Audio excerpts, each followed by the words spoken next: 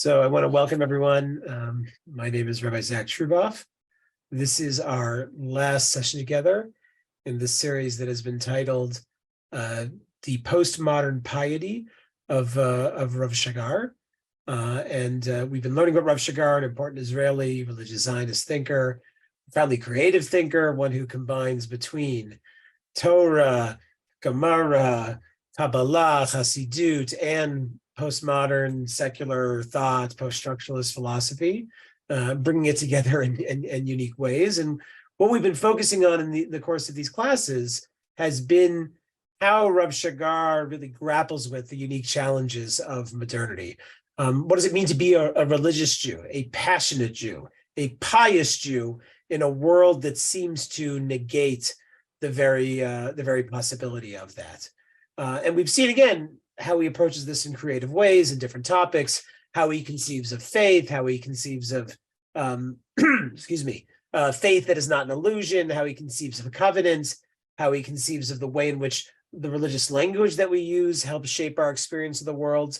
We've looked at the problem of suffering. We've looked at how he grapples with the question of ethics, as we saw last week, through the act of tzedakah. And today we're going to be looking at an appropriate topic, I suppose, for the last class, because it is the topic of Messianism, of one's belief in the coming of the Messiah, of the redemption of the world. And it's appropriate for the last class because it's supposed to be Acharit Hayamim, at the end of days, right? The very end of history is when Mashiach is supposed to come, or that's what his coming symbolizes. So it's, again, appropriate for our last class here. And in a sense, too, with Pesach coming, again, Pesach is about the past redemption of the Jewish people, right? It establishes that moment in history where God took us out of Egypt, from slavery to freedom. But as we know, the whole emphasis of remembering the Pesach story isn't simply to remember past redemptions. It's not just to look back and say, well, that was a wonderful thing that happened to us. We want to remember that, right? The whole thrust of Pesach, particularly the Seder experience, is that we look at the past redemption in order to orient ourselves towards the future redemption, right? I think I might have mentioned this last week, but there's an idea in Chazal, right, that the bracha that we make before we recite Shemona Esrei is a bracha of Ga'al Yisrael, that we bless God for having redeemed us in the past from Egypt. But of course, we also include a blessing in Shemona Esrei for Geula of the present and future. Baruch atah Hashem Goel Yisrael, and the Chazal themselves say, Masechet Brachot, we want to be Sonech Geula LeGeula. We want to always sort of hold together past redemption and future redemption. And of course, we end even just Shemona Esrei. The very last bracha of Shemona Esrei is the bracha of peace, right? This idea that we are looking forward to a time in which conflict and oppression in the world ends and human beings are able to live together in harmony. So it's an appropriate time of year as well to be looking forward to thinking to past redemption, but ultimately using that to look forward to the future redemption. So one of the things that we have to realize as it relates to Rav Shagar and the issue of redemption is that Rav Shagar is a religious Zionist, right? And if you're familiar at all with religious Zionism, we've touched upon this in previous sessions. One of its foundational beliefs, going back to Rav Kook, is that the Jewish return to the land of Israel heralds the beginning, or maybe the beginning of the Messianic era. This is Rav Kook's whole vision within his revolutionary approach to Torah, is that the Zionist enterprise, even in its primarily secular manifestation, can be seen as ushering in the process of redemption. And this, in many ways, is the bread and butter of religious Zionism, going back to the beginning of the state, and certainly even very much through today. And if you grow up religious Zionist here in Israel, much of the religious language that is used, even in your educational experience, and sort of what you'll hear in drashot, so to speak, is always to sort of hold in mind that we are either on the cusp of the Messianic era, or we are basically in it and waiting for it to fully unfold. That dominant vision, ethos of religious Zionism is something that Rav Shagar imbibed from his very youth. He's born in 1949. His parents are Holocaust survivors, but he is the first generation to grow up with the state of Israel as a living reality. He doesn't know life before the state of Israel. And for his generation and his parents' generation as well, right, there's a sense in which, especially in those early years of the state, that Israel is a miracle, right? That you cannot look at the War of Independence and come to any other conclusion that somehow the state of Israel's existence is an act of God. And this sensibility is particularly intensified in 1967 with the Six-Day War, right? What greater moment is there to prove the miraculous nature of Israel than its victory over the Arab armies that were much greater and ready to invade and perhaps wipe Israel off the map than the victory of the Six-Day War, where Israel not only survived, but soundly defeated all of its enemies and greatly expanded its borders and was able to reclaim many of its traditional holy sites. And one of the central things that happened after the Six-Day War, particularly for religious Zionism, was a profound intensification of messianic hope and expectations. Much of that tied in with the idea that the responsibility of the Jews, and particularly religious Zionists, is to go settle the Jewish heartland, Yehuda and Shomron, as a way of emphasizing, right, that this is what Mashiach is going to be all about. The Jewish people expressing connection to the land, expressing their sovereignty over the land, and this action, this political action, is going to be central to part of the unfolding process of redemption. This is the basic narrative. Now, what's striking, and this is perhaps unsurprising for us, we saw this already in our very first session, Rav Shagar's own experience during the Yom Kippur War, an experience that was, or can only be described as traumatic, right? He is unwilling to turn to the explanation of Messianism as a way of solving all the problems. We saw Rav Amital. Rav Amital says, Yom Kippur looked horrible. Thousands of Jews died. We were caught unprepared. But don't look at that as in some way negating the messianic vision, right? It's just a speed bump. It's just an obstacle that we have to get around, and then we are moving full steam ahead to our messianic future. Rav Shagar was unwilling to look at the war that way. For him, the war presented, as we saw, questions without answers. And for much of Rav Shagar's adult life, what he struggles with is how to make sense of this belief, this messianic anticipation that fundamentally animates his being. He's something he's very passionate about, but at the same time, without falling into the trap in which messianism is used to actually deny the reality that is in front of us. And instead of being able to see reality as it is, right, too often it is the case that messianism causes one to live in a delusion or a fantasy. And for Rav Shagar, what he wants more than anything, as we've seen, is faith, emunah, breeds covenant that is not a fantasy, but tied to, binds us to something that is real. So what he is struck doing for much of his adult life is trying to rethink what does it mean to believe that the world is going to be redeemed? What does that mean in a way that can make sense to us? And what does it mean in a way that doesn't turn messianic beliefs into profound political dangers? So that's what we're going to look at today. Rav Shagar's rethinking of messianism. And in some ways, I think this topic may be his most creative and most significant, because for him, as he understands this as a religious Zionist, questions of messianism are not theoretical questions, right? Questions that we've seen up until now, to a certain extent, live in an abstract world of theology and theory.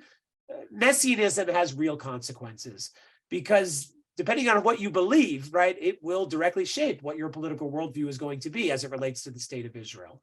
So that's part of the reason why I think this topic is of particular importance, because it comes with stakes. There's real stakes to how you conceive about the nature of redemption, especially in this country. Right. One of the things that my chavrusa in yeshiva, one of my yeshivas I learned in, who grew up in Israel, I remember him telling me how one of the things that Americans have a hard time understanding about Israel, about the Middle East in general, is that Israel is a place where God is real.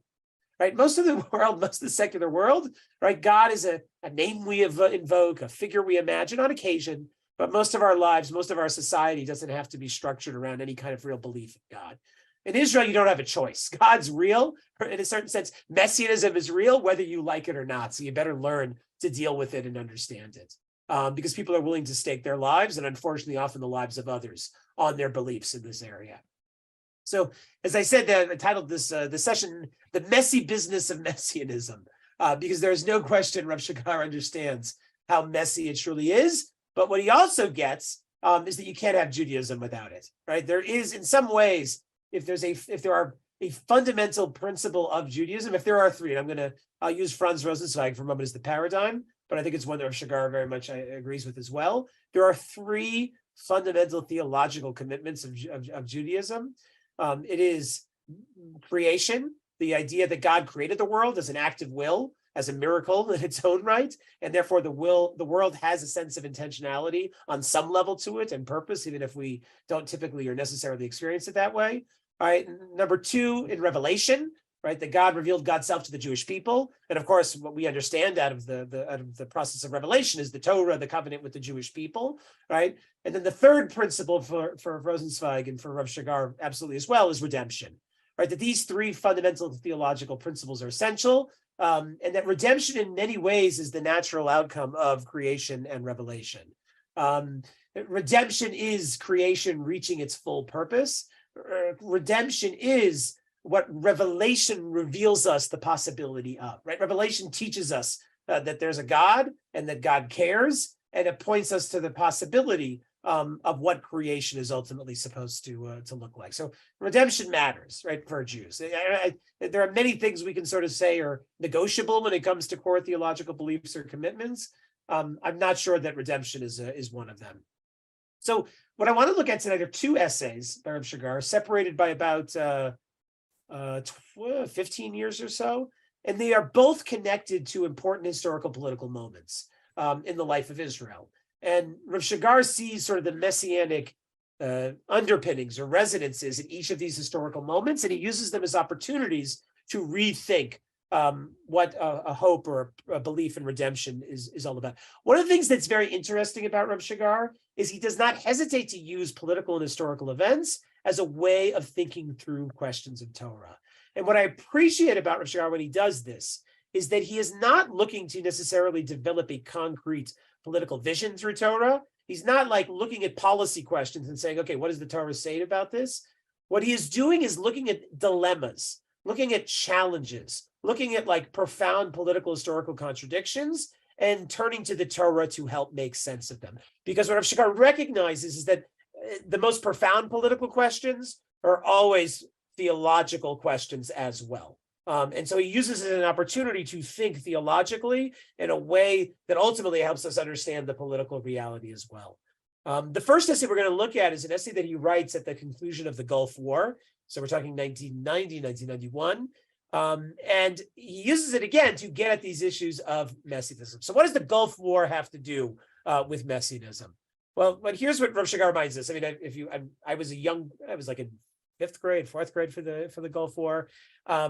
But from the Israeli perspective, of course, right, the Gulf War was not something you just really watched on television, right? Americans, we watched it on television, right? Israelis, they experienced it from their bomb shelters. They experienced it with their gas masks on, potentially, right? So it was a war that wasn't just a television war, but something that directly impacted Jewish life here in Israel, right? The Scud missiles that came and landed here in Israel, right? It was a moment of great significance for Israel. And as is often the case with historical moments in which war and perhaps even global war looks imminent, was also a moment as seen as having messianic undertones to it. So Rav Shagar writes here, he says, the Gulf War was accompanied by a heaping dose of messianic apocalyptic decor, right? 1 million soldiers standing against each other, the worst destructive weapons in their hands, weapons of judgment day. As it says in Malachi, for behold, today a fiery furnace has come, right? There was something very profound about the military forces that were mobilized, right, to basically go to Iraq or Kuwait and basically take on Saddam Hussein. And the fact that it was a global affair in a sense, right? There was something very profound about it, the amount of soldiers, the amount of tanks, right? This was a moment of significance. And as I said, as often happens in these moments, right, people start sort of asking themselves, is there more going on here? Is this just another regional conflict or skirmish? Or could we be looking at something of much, much greater significance? And again, this happens almost any time there's a major war, right? Even when Russia invaded Ukraine, right? You might have heard whispers in the Jewish community, in certain sections of the Jewish community, as saying, well, wait a second, is this part of the unfolding events that will lead to redemption, right? If you look at some of the sections in the Nevi'im and in the Chazal as well, right? There's an apocalyptic dimension of redemption that assumes that part of redemption's unfolding process will be these wars, maybe even cataclysmic wars. So anytime you see this happening potentially, right, this sense of is this the messianic moment comes to the fore. And Rav Shagar goes on to sort of try to understand, like, is there messianic potential here? What would that look like? How would we understand it? And here's what he says. Here's the conclusion that he ultimately comes to. He says, what does redemption mean for us? Like, how can this even be looked at as redemption or redemptive in any kind of way? And he even goes so far to say, does the new world order that President Bush is trying to lead have a messianic meaning? I mean, he actually gets into some of the political dynamics here, the global coalition. What is the world that America is trying to create? And he's asking himself honestly, right? If you take redemption seriously, then you have to look at the world around you and ask yourself, are we getting closer to this? Is this historical development truly meaningful? And if America is trying to build a more globalized, peaceful, economically successful world, can we see that as part of the process of redemption coming? So here's what Rav Shagar says, because ultimately Rav Shagar, he is deeply concerned about trying to read redemption into history, into historical events, because he already knows from his experience in Israel that the moment you start trying to read redemption into historical, concrete, political events, right, it is very, very, very easy to be led astray. It is very, very easy to let your messianic hopes and expectations cause you to be convinced that the reality in front of you is something other than it is. And one of the things that Rav Shagar really tries to think through, and he's very much drawing on Hasidic thought, but we'll also see how he draws on important 20th century thinkers as well, philosophers as well, that redemption has to be understood less as a political historical moment of like, here's what it looks like, and more so as a state of consciousness, right? That redemption is about being able to cultivate a sense of messianic consciousness. This is ironic. This is something that was very big for the Lubavitcher Rebbe, who again saw himself and was seen by his followers as Mashiach. But if you let's use the Lubavitcher Rebbe as an example for a moment, right? The Lubavitcher Rebbe did not like seek to do right the way Rambam describes Mashiach. Mashiach is supposed to have an army. Mashiach is supposed to do all these concrete political things according to the Rambam and Hilchot Melachim, right? The Lubavitcher Rebbe didn't do that, right? Though he did, I'll point out. Anybody know what the kids group of Chabad is known as? Some of you probably spent time in it. What is it called? Anyway, you have to unmute. The Tzvos, the army. Zivos Hashem, right? The army of God, right? So like the kids group, the youth group, the Chabad youth group is called the army of God, right? So if the Rebbe's the head, right? The Rebbe's got his own army, right? But in truth, even if some people have actually pointed to that as an example of the Rebbe sort of trying to fulfill the key steps of the way the Rambam outlines the Mashiach, right? In truth, the Rebbe is very clear in his writings that redemption is about cultivating a certain kind of consciousness. That the political moment may help us be open to, but it is ultimately about us and not about the moment itself, right? The moment is at best sort of a catalyst for how we can potentially look at things differently. So I want to give you an example here how Rav Shagar gets at this, and we'll see how he continues to sort of develop this idea in later writings as well. He develops this based on Rav Simcha Bunim of Pshischa, great Polish Hasidic Rebbe, who explains it in the following way. He says, God the Almighty created the world and gave to all who are in it an order in which they will act. Right? God creates the world. He sets up the world according to certain rules, a certain order, certain way of being. And everything is going to fall according to those rules, to that system. And this is called nature, right? That's what nature is. We call it like the laws of nature. There's an order and a way in which the world works, right? That was what God set up in advance. And what's important to keep in mind when we refer to nature, right? It is, especially for Chassidut, right? It's an assumption of the way in which the world seems to operate without God's direct involvement, right? Nature is the sense in which the world is like autonomous. Right? There's just like rules that seem to operate without any divine hand, appearing through the clouds that basically enable the world to be what it is, right? And to keep working according to those rules, right? Again and again and again and again, seemingly forever. That's the way the world was created. However, Rav Simcha ben Abshischa also notes that this was only true until Avram Avinu, with him, the world behaved according to nature. But with Avram Avinu, it began to behave as a miracle, right? So what happens with Abraham? The world switches from nature to miracle. And this miraculous nature of the world continues until God gave the Jewish people the Torah, because all the plagues in Egypt and the tearing of the Red Sea, everything was done by miracle. That if you look at Jewish history from Abraham through the end of the Exodus, through the giving of the Torah at Har Sinai, it's like all one big miracle, or the world is constantly revealing its miraculous nature to us through the miracles that take place.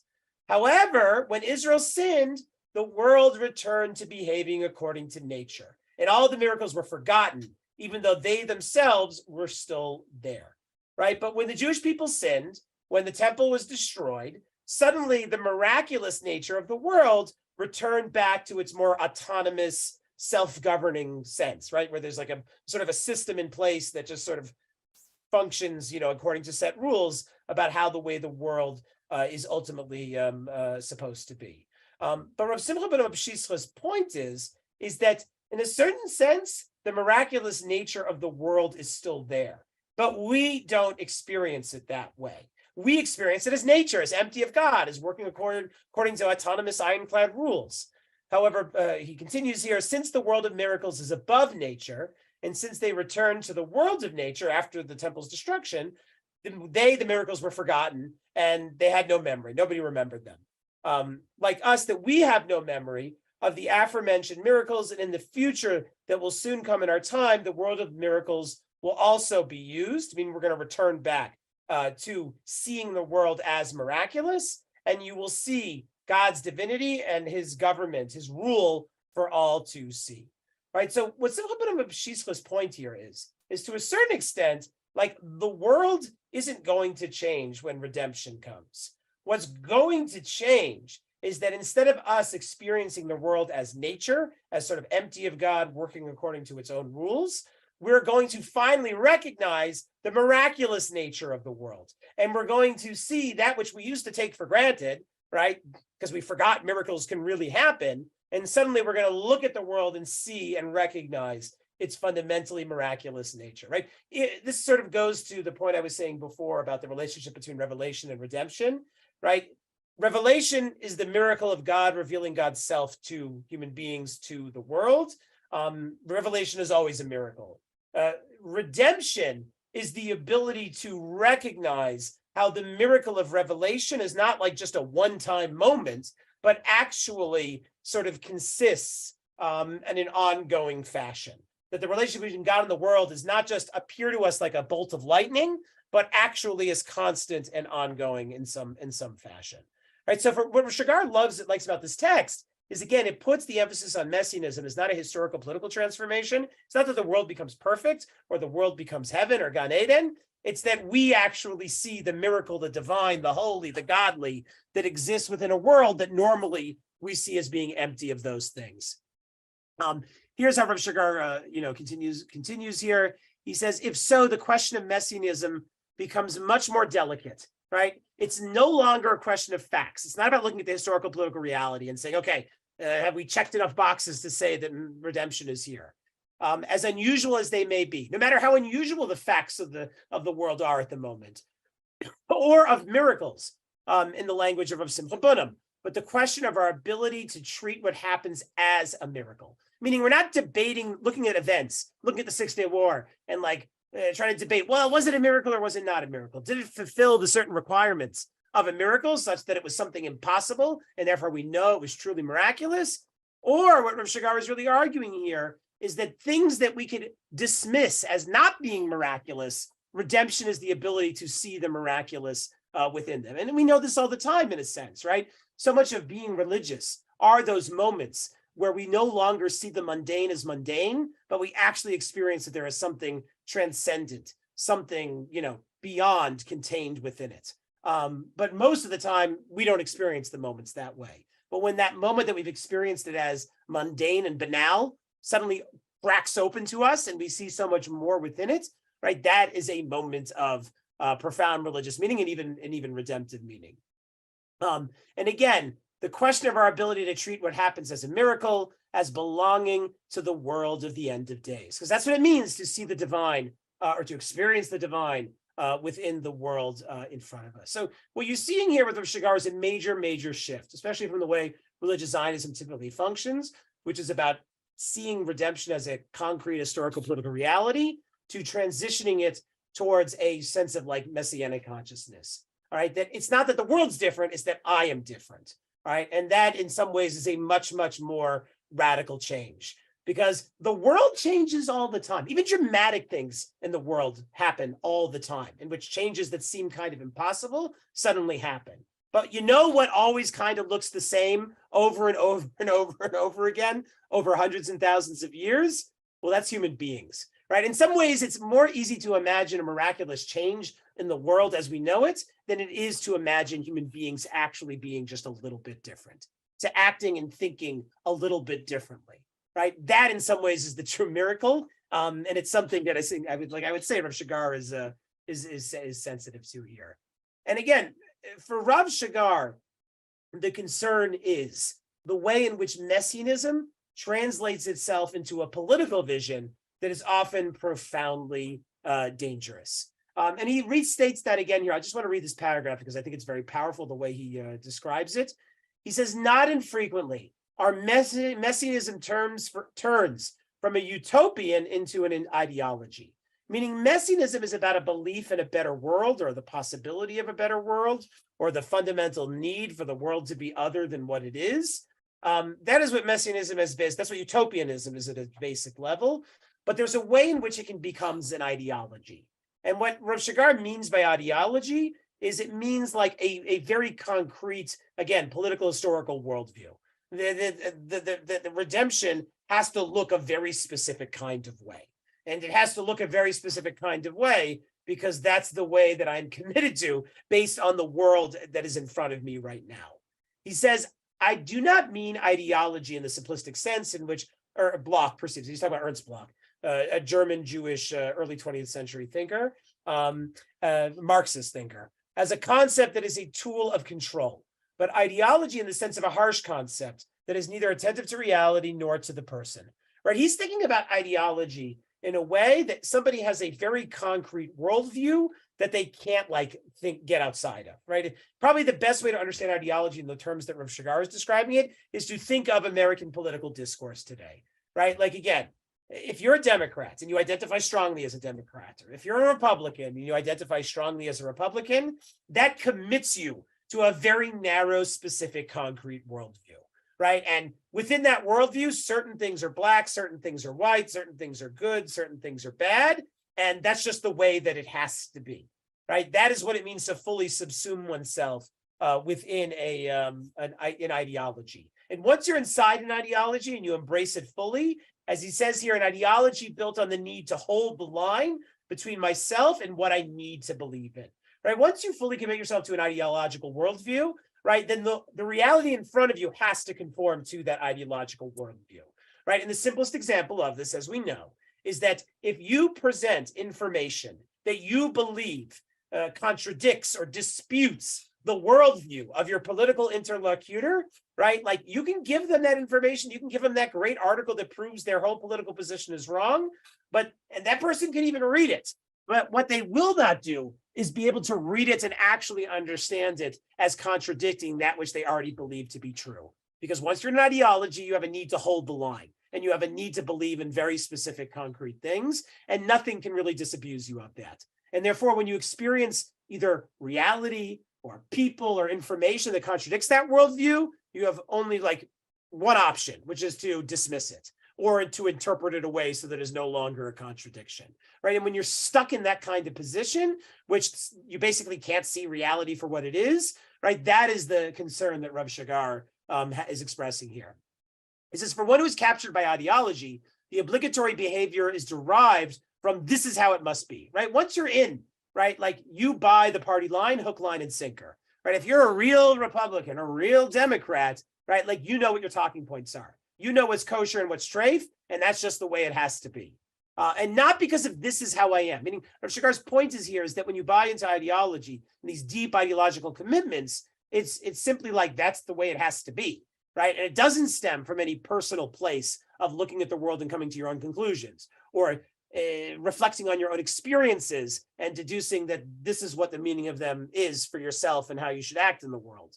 He says it may indeed become a tool of ideology, since it is easy for those in power to exploit this is how it should be for their own needs. Meaning once ideology sets up a set of like sort of absolute commitments and expectations, it's very then easy for it to be abused by power, because power wants to be able to motivate people towards those very specific commitments and expectations. And what could be better than motivating people to certain goals if you know that nothing can really get in the way of nothing can ever convince them otherwise, that those goals are in any way not true. That's a very, very powerful thing to have at your fingertips, right? Utopia, on the other hand, is built on inspiration, on true belief, and not on the need to believe. Right? Ideology presents a set of absolute beliefs that you sort of have to buy into, and those beliefs then are basically imposed on reality. Reality can't deny them because there's only one way the world can be, right? Like, again, this is unfortunately become a key feature of the way American political discourse has become absolutely polarized. But in truth is, you don't have to be a political extremist to be caught within a very narrow ideological frame. Because what Rav Shagar understands is that, again, to a certain extent, we are all caught within ideological frames. Because as I said before, for most of us, our most deeply held commitments, our most deeply held beliefs are not things which reality can contradict. Right? We've even seen this already with Rav Shagar. It takes something truly profound. It takes something maybe to the level of trauma or revelation itself to actually show to us that our ideological worldview has some holes in it or has some contradictions in it. And when an ideological worldview is brought to bear to fully embrace messianism, right? Again, which is about ultimate concerns, then you are playing with fire. And that is the way messianism often expresses itself, is through a profoundly ideological worldview. I'll give you just a simple example of it that Rav Shagar touches on it here. One of the things that the religious Zionism has to deal with, right, is that its belief in messianism was great 100 years ago. It was great 75 years ago. It was great 50 years ago. But how long can you keep telling yourself that Israel is the beginning of the redemption before you have to start asking, well, wait a second, how long do we have to keep waiting for this for? Right? Like how many things have to happen that seemingly negate that possibility before one is willing to question and ask, well, wait a second, maybe redemption is not exactly the right way to look at this, right? This is perhaps even more profound with Chabad, right? With Chabad, even 34 plus years after the Rebbe's death, right? People still believe he's the Mashiach, right? You want to talk about not letting the facts get in the way of your ideology, right? There's probably not a better example than that. Right? Because to believe that a dead man is going to come back to life and be the Messiah, as we know, is not necessarily the most Jewish of ideas. So to be able to hold on to that, again, shows you the profound power of messianic thinking, and the way when it is expressed in an ideological worldview can really trap us to basically, deny reality as it is. And unlike Chabad in America, which functions as an autonomous Jewish group that's basically just concerned about itself and outreach, right? Religious Zionism here in Israel actively takes up in the political discourse, right? There are religious Zionist political parties with platforms, right, that have a lot of influence in the state, in the army, in the culture, and therefore their messianic commitments are not just theory, right? They are real, and they have real stakes to them. And again, if you want to ask yourself, where and how this is true, right? One doesn't have to go very far than look at Israel's current coalition today, right? It is a right-wing coalition. That's the only way to describe it. And some of the most extreme figures within the coalition are the figures who affirm this sort of messianic ideological worldview. And it is very, very clear how their extreme beliefs in many ways stem from this messianic ideological worldview, because again, they have certain commitments and reality has to be a certain way in order to reflect that. And nothing's really going to get in the way of that, right, for them. And that's why, they are quote unquote true believers. At least sometimes that's the way they like to think about themselves. Rav Shagar would argue that messianic ideology is not really about faith at all, right? We saw this again going back several weeks ago, because if your faith can't fail, if your faith can't be disproven in any way whatsoever by reality, then your faith isn't faith at all. It's an illusion, right? It's something that's fundamentally disconnected from the world. For faith to be real, right, faith actually has to speak to the reality in front of you. It can't deny the reality in front of you. Otherwise, it's not faith. It's a fantasy at that point. So Rav Shagar is deeply concerned with what happens when Messianism gets turned into a political platform, a political way of thinking, that it can be violent, that it can be totalitarian, right? It is deeply, deeply problematic for him. And he's already expressing this in the 90s, already even in the 80s to a certain extent.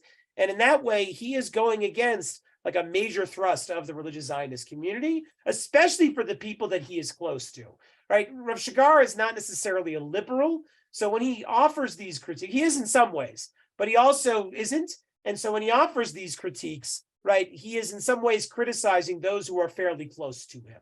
He spent time learning at Yeshivat Merkaz Harav, right, the yeshiva founded by Rav Kook and led by Rav Kook's son, right? Like the people that he's criticizing in Gush Emunim are like people he knows intimately well. They aren't like the other side you can point to who are different and extreme. They are like his neighbors. They are his friends. They are the people he was in yeshiva with, right? Like these are people that are close to him, but nonetheless, he can't help but critique what he sees as deeply problematic about their whole messianic way of thinking. Now that essay, as I mentioned, was written in the aftermath of the Gulf War, and you can see his discomfort with political messianism, his attempt to think through an alternative. The second essay I want us to look at, which was written in the months leading up to the Hitnatkut here in Israel, the disengagement from Gaza, and in many ways, Rav Shagar's life was bookended or defined by these sort of tragic historical moments for Israel. That's very significant for Rav Shagar. The first being the Yom Kippur War, right, which is a moment, as we discussed, sort of destroys the fantasy of Israel's invulnerability. And for Rav Shagar, to a certain extent, the fantasy that Israel is absolutely, driving us towards the redemption is itself, the state itself, messianic. And then the second event at the end of his life is the disengagement from Gaza, which he experiences in a very profoundly challenging fashion. And again, what was so difficult about the disengagement was that the authority, the power of the state was being used to basically uproot religious Zionists from their homes, religious Zionists who had committed so much to the state and so much for their belief in the messianic potential and possibility of the state of Israel. And Rav Shagar is particularly bothered by the fact that the state does this in a way that is sort of unilateral and heavy-handed, right? One of the things that Rav Shagar understood, which is prescient and is absolutely connected to our historical moment right now, he saw one of the problems that Hitnatkut.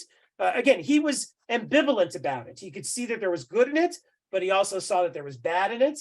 And one of his major problems is the way that Hitnatkut was imposed politically, right?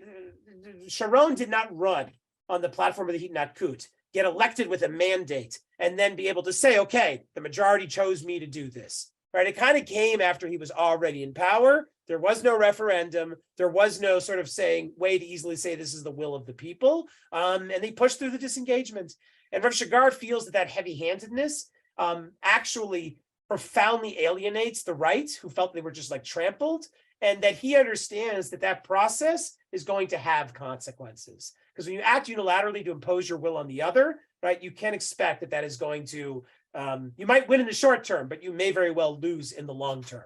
And one of the things that Rav Shagar identifies is that the right's ascent and its willingness to impose its will on the center left, in many ways, is still a response to the Hitnatkut. Right, that kind of approach, what you're seeing today with the sort of judicial reform, right, which again is sort of single-handedly being imposed by, not by collective will, but by, in some sense, a minority, right, is in itself just as violent and non-democratic as elements of the Hitnatkut were as well. When Rav Shagar confronts the Hitnatkut, one of the biggest theological questions he has to deal with is, again, this question of messianism, right? We're supposed to be moving forward to redemption. Right? Suddenly we're uprooting settlements, right? We're pulling back, right? The state is showing its violent face, maybe its true face to us. Can we still commit ourselves to a belief in redemption after this, traumatic experience, particularly for religious Zionism. And that's the question that Rav Shagar is dealing with in this second essay. What is fascinating is, yet again, we see with Rav Shagar that even when reality confronts or contradicts his beliefs, right, he doesn't abandon the beliefs. Like we saw this with the Yom Kippur War. When his friends die, when he experiences unimaginable trauma, it doesn't lead him to deny his faith. It leads him to have to rethink what faith is all about. And the same is absolutely true here, right? The Hinatkus doesn't cause him to say, okay, we got to give up on the belief in a Messiah, right? Either because history is showing it's not possible, or because we think it's like just too problematic, right? Those are not the options Rav Shagar is willing to go down. But what he does, which is always the much harder option, the more difficult option, and that is trying to rethink the nature of redemption itself. So that it, like faith, could be something that is real and alive in the world that he lives in. So here's what he says. He says, I will bring an example of the necessary change from the case of Messianism. We have to rethink Messianism, a term that has become vilified in our days. And he realized, like I said, Messianism is messy business, right? Like, who wants to be known as a Messianist if you really understand what that means, right? The religious writer Gush Emanim is accused by various groups of being messianic. One philosopher has already written that radical evil, political totalitarianism, appears when religious faith or insight or democracy itself is viewed as a future present. And when we say it means viewed as a future present, Rav Shagar is referring to, or Slavoj Žižek, who he's citing here, is referring to, is this idea that we already have a vision of the future that we think is absolute. And it's just a question of taking that vision and imposing it on the reality here and now, right? Not that there's different options the future can take, or not that I have a sort of rough idea, but I don't know what form it's going to be, right? The totalitarian dimension, the radical evil of Messianism is when you say, this is what it is, and this is how it has to be. And I'm going to make sure it happens right here and now. Because when you think that way and you act that way, right, you are always willing to sacrifice others. It's the very definition of zealotry, right? That you know what God wants, you know what God needs, and it's your job to make it happen. Anybody who doesn't recognize that, well, sorry. Sometimes to make an omelet, you got to break a few eggs. That's maybe like the most theological, simplistic statements you can make about this kind of messianism. He says, in other words, there is a danger when messianism becomes a political argument, an actual political force. This is the opposite of the faith of the Haredim, in which belief is suspended. Right? He's noticing that again. Like, what's the classic difference between religious Zionism and the Haredi world here in Israel? Religious Zionism thinks the Mashiach or the Messianic age is beginning, redemption is at hand, where the Haredim will argue, no. Israel's not the Mashiach. Israel doesn't mean redemption has come. We're still waiting for that moment. It is far in the future. We can't bring it on ourselves. We can be good Jews here in the land of Israel, but we can't expect or work towards more than that. He says, though one looks forward to redemption, he might come any day. The Mashiach might come any day.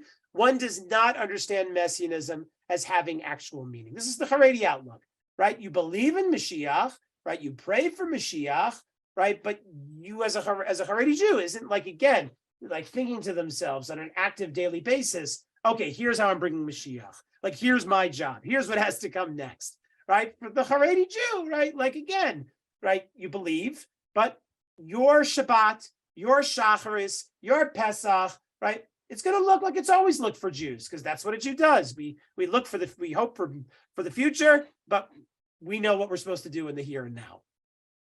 Rav Shagar contrasts sort of the Gush Emanim approach, right? This radical political messianism with Haredi, which is again about sort of we just hope and pray, with another approach, that of Yeshayahu Leibovitz, which he calls the sort of radicalized Haredi position.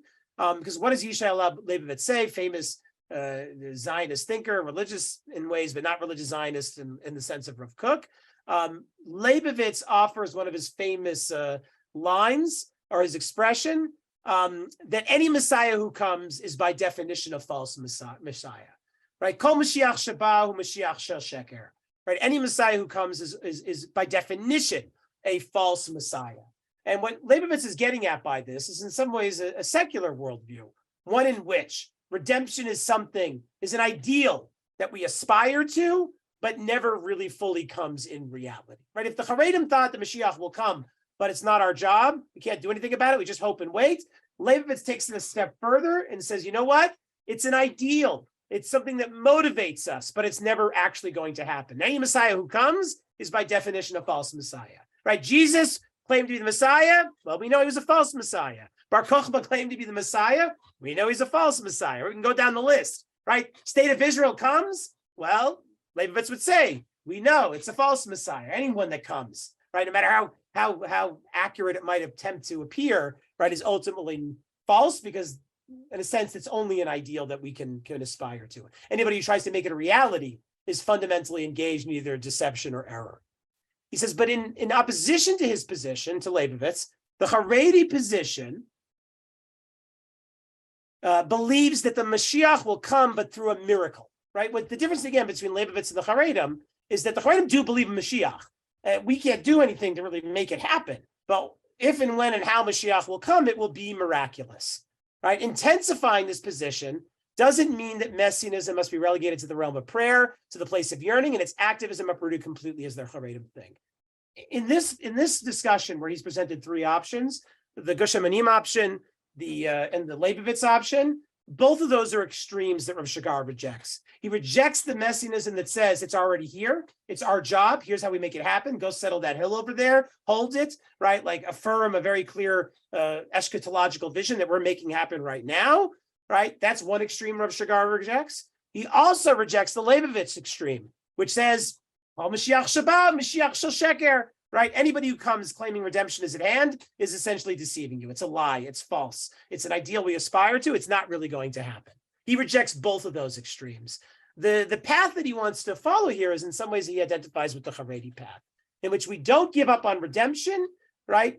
But at the same time, we don't think redemption is right here, right now, or that here are the steps that we have to take and then redemption will happen. But at the same time, he doesn't really quite love the Haredi view. Because the Haredi view is one of ultimately a passivity, right? When Gershom Shalom describes the traditional, we'll say, Haredi view of redemption, he describes it as living a life in deferment, right? Because the future, the redemption, what you're really hoping for, right, is always beyond. It's always out there, but not here. And Rav Shagar finds that to be a little too passive. Like he's still a Zionist, right? Zionists are not willing just to sit around and pray and leave it at that. So the question is, what can there be a messianism in the Haredi spirit that is, again, neither political like Gush Emanim, nor again abandons the idea entirely as being real like Leibovitz. So to develop this, he turns to two German Jewish thinkers, Walter Benjamin and Franz Rosenzweig, who are both contemporaries in the early 20th century. Both Benjamin and Rosenzweig are radical and profound Jewish thinkers. Neither one is religious in any traditional sense for the most part, though Rosenzweig becomes religious. He certainly doesn't grow up that way. But what makes Benjamin and Rosenzweig fascinating for Rav Shagar and for me personally is the way they mix together theology and philosophy. Both of them use theology because they realize that it conveys philosophical ideas that traditional philosophy doesn't really make a space for. And both of them recognize that to sort of understand the world philosophy, you actually need theology and some of the theological truths and claims that theology makes to be able to even recognize how philosophy can really show us or teach us anything that is of worth. And there's a radicality to both Benjamin and Rosenzweig that one does not find in sort of the traditional Jewish liberal thinkers of the 20th century. They're both thinkers. And again, what's Benjamin and Rosenzweig's radicality? Part of it is the belief in redemption, and not a redemption that is forever deferred, but a redemption that is in some ways more imminent, right? Your typical 20th century Jewish thinker, let's take like Rav Soloveitchik, for example, right? Like he's much more in this sort of Haredi camp of redemption is like, out there somewhere, right? And Rav Soloveitchik, to his credit, is not trying to translate redemption into a political platform. But that in its own isn't really sufficient for Rav Shagar. And what he appreciates about the radicalism of Benjamin and Rosenzweig is they point us to a way in which redemption can be more imminent, but it is not a political redemption. It's not political messianism. For both Benjamin and Rosenzweig, it is much more of a messianic consciousness that one cultivates or aspires to or anticipates in the here and now, that in itself has political consequences, just not political in the way that we typically think about it. So I want to just give you a little bit from Benjamin, and then we'll see how Rav Shagar understands him, and then Rosenzweig and how Rav Shagar applies it.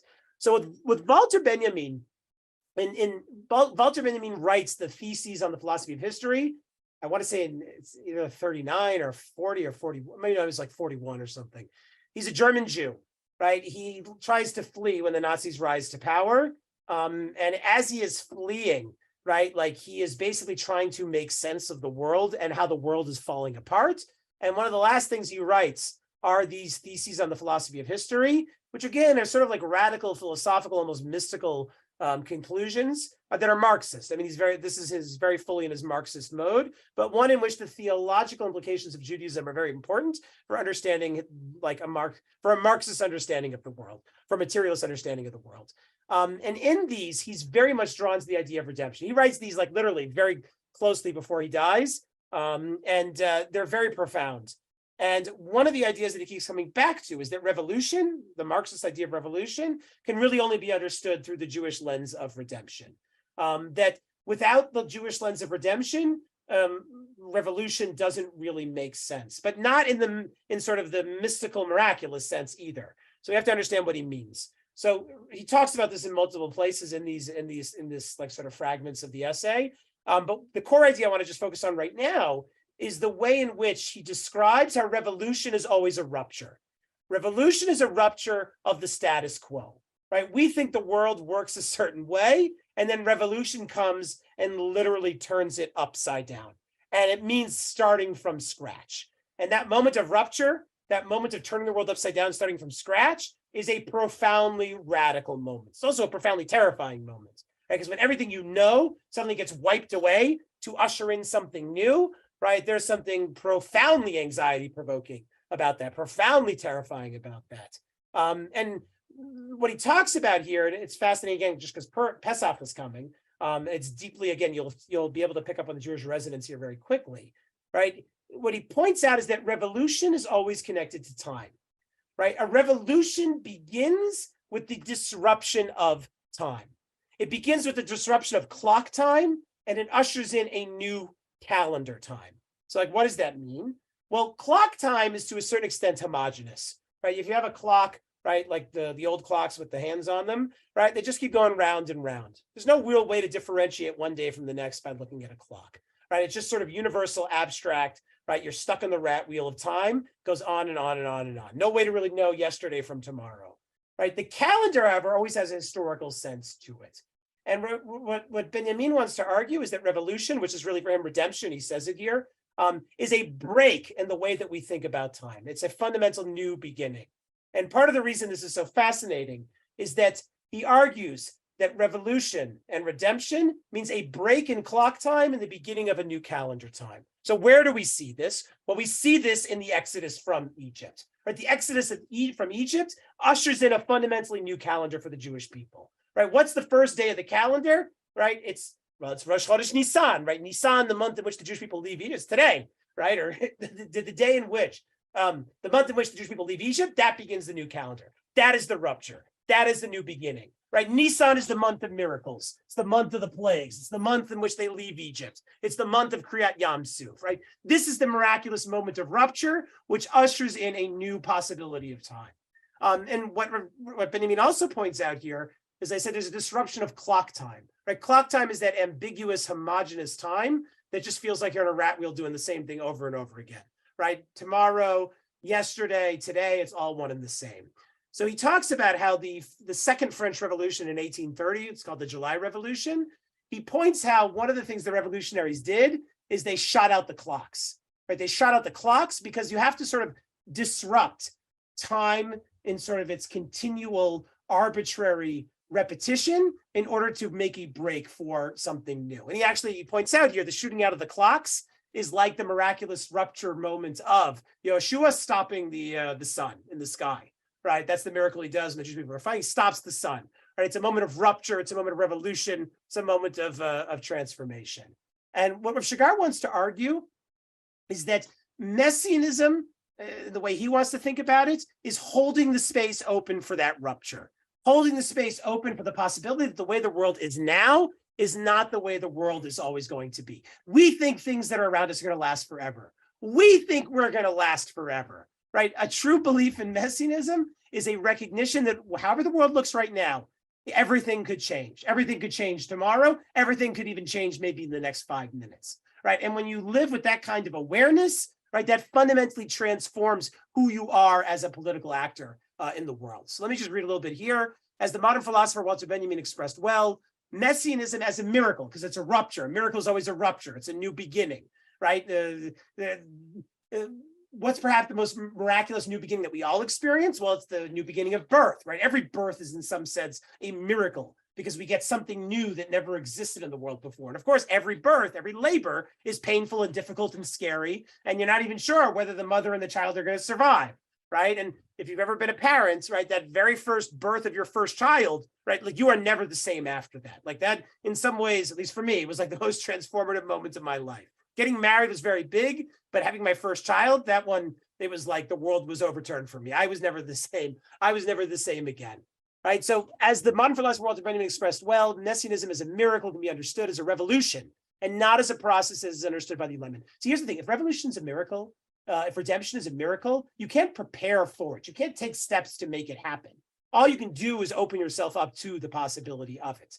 Right? This is because it is unable of truly giving birth to something new. The Enlightenment, with its emphasis on progress, right, that we can make tomorrow a little better than today, right? Like, I want our children to have a little better world than the one we have, right? That's not messianic thinking. Doesn't reflect a belief in redemption, right? Because that's just a little more of what we know right now, right? That kind of approach can only recycle the old and return it to itself.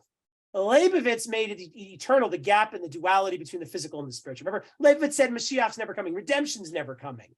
He rejected, of course, this possibility because he thought that the objective laws of nature indisputably rule reality. Right? Leibovitz thought there's no miracles. Like, there's laws of nature, and you have to live with that. You have to live with those constraints.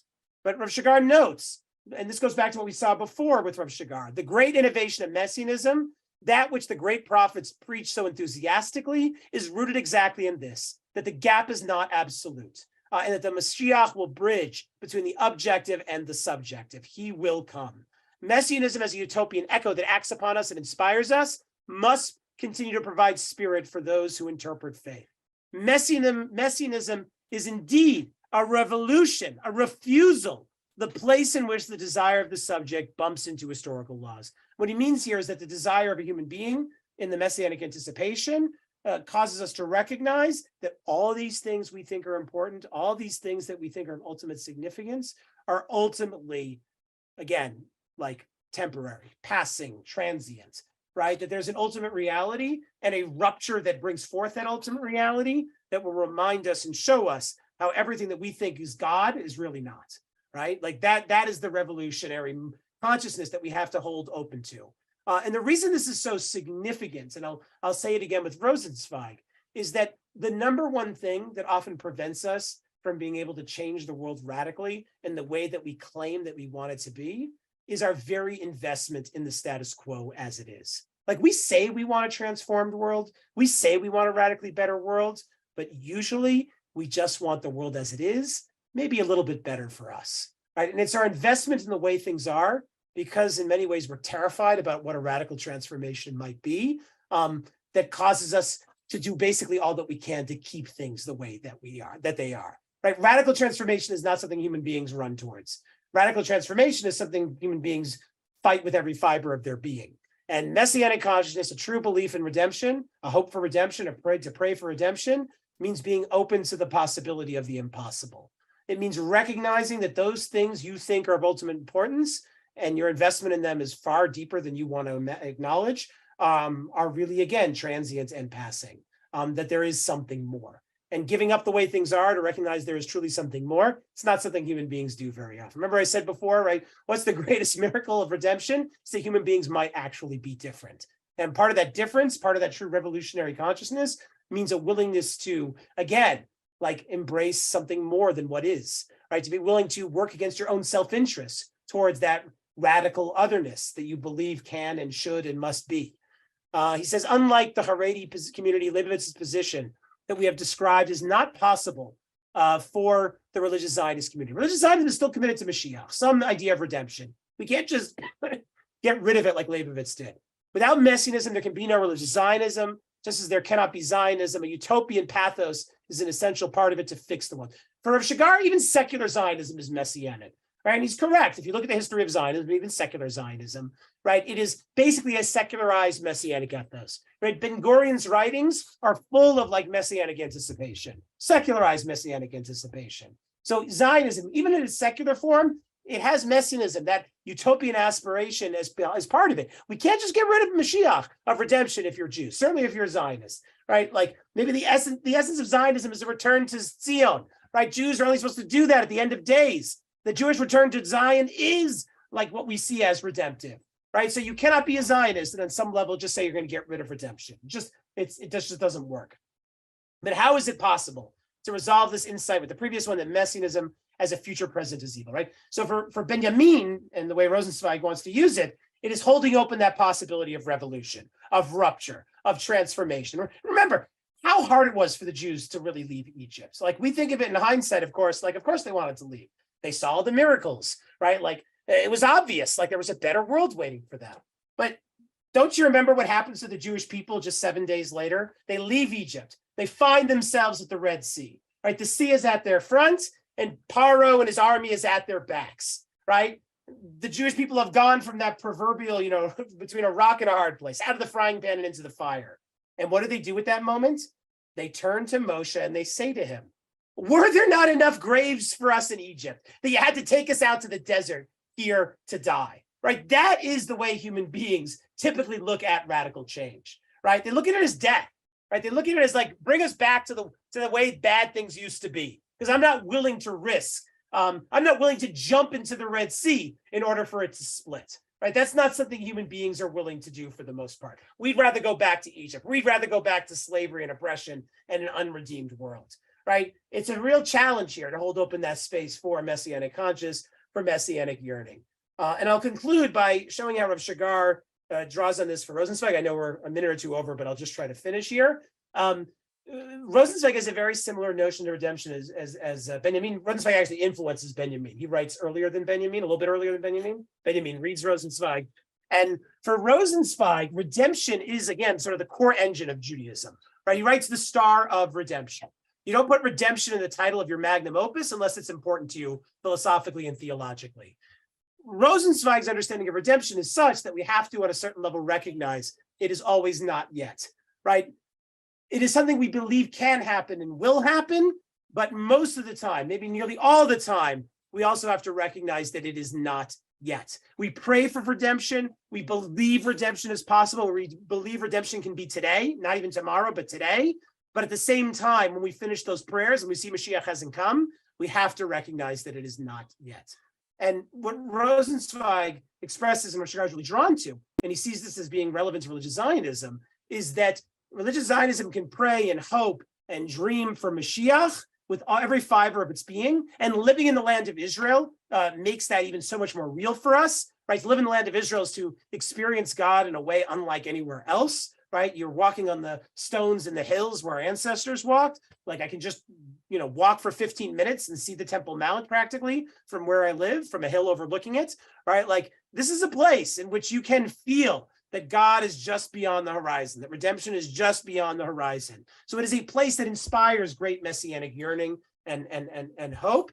And we have to hold on to that. And we need that to be an engine for us. But at the same time, we also have to be able to recognize, as Rosenzweig says, that it is still not yet, right? We have to hold out hope and belief it can be today, but also recognize that until Mashiach comes, it's not yet. Rav Shagar says here, Messianism is not a political argument, but it can be the spirit that animates politics, the vision that stands at its base. It is never a present, but rather a future that we yearn and aim for, right? For Rav Shagar, right, the belief in redemption, the belief in Mashiach transforms the way we think about the world that we're in. I'll conclude with this. I remember the first time that somebody told me, a very religious Jew who I looked up to, that they had a bag packed for when Mashiach was going to come. Right? They had a bag packed under the bed for when Mashiach was going to come, so they were going to be ready to go and be out the door. By the way, this is like almost like a traditional Jewish idea. There are multiple stories in Jewish history of Jews preparing to have everything they need so that when Mashiach comes, they really are ready to go. There's historical examples of this. Gluckle of Hamlin, famous Jewish woman who writes a memoir autobiography in the 17th century. When the Jews in her town hear about Shabtai Tzvi, they are already starting to prepare for Mashiach. They prepare barrels of food so that they're literally ready to go the moment that the final word is clear that redemption has begun. They've got like barrels ready. And it's actually depressing for them because at a certain point they realize Shabtai Tzvi is not the Mashiach. And there's like, should we open up the barrels of food and start eating it? Because we know like redemption's not really here, right? There's something profoundly heartbreaking about that moment for them. But again, there's this idea we should be ready. And I remember when my friend, this religious role model, said he's got a bag packed. Part of me was like, he's crazy. Like, who the hell's got a bag packed for Mashiach? Like this is something we pray for, we hope for. It's not really going to happen. Why would you have a bag packed for it? And it kind of shook me. But what that act of having your bag packed represents is that already in the here and now, you feel the visceral reality that redemption will come, must come. And as such, you are ready for it.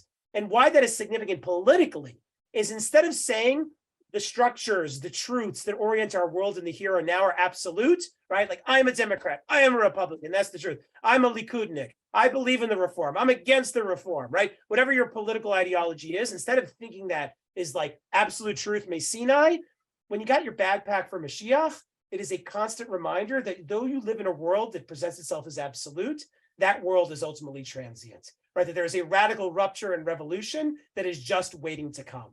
And when you realize that there is a radical rupture and revolution that is just waiting to come, it enables you not to look at the world through those ideological eyes that fix it and put it in stasis and make it black and white, make it rigid and unchanging, and make it full of profound conflict and animus. Rav Shagar himself was a supporter of social justice in the sense that he saw it as reflecting as our messianic yearnings, that we want a better world. We deserve a better world, and we must hold open the possibility of that. And I'll just conclude with this.